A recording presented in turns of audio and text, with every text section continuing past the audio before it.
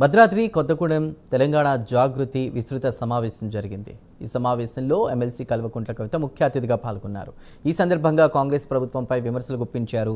హామీలు అమలు చేయకుండా రేవంత్ సర్కార్ ప్రజలను మోసం చేస్తుందని మండిపడ్డారు. హామీలు అమలు చేస్తామనడం, చర్చకు వస్తా అనడమే కానీ వచ్చేది లేదు, ఇచ్చేది లేదని ఎమ్మెల్సీ కవిత విమర్శించారు.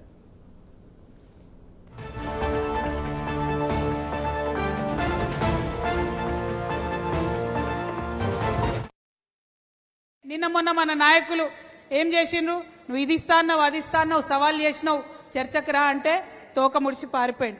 అంటే ఈ ముఖ్యమంత్రి గారి పరిస్థితి ఏంటంటే ఇస్తా ఇస్తా ఇస్తా అంటాడు, ఏది కూడా ఇయ్యడు. వస్తా వస్తా చర్చకు అంటాడు, రాకుండానే వారిపోతాడు.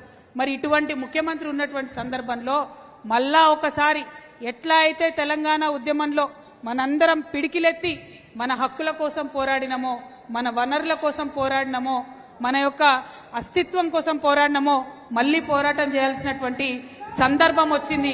అందుకే జాగృతి ఇవాళ కొత్తగూడెంలో మరి కొత్త శక్తిని సంతరించుకుంటుందని నేను మనస్ఫూర్తిగా భావిస్తా ఉన్నాను. నిన్న మొన్న మన నాయకులు ఏం చేసిండ్రు? నువ్వు ఇది ఇస్తాన్నావు, అది ఇస్తాన్నావు, సవాల్ చేసినావు, చర్చకు రా అంటే తోక ముడిచి పారి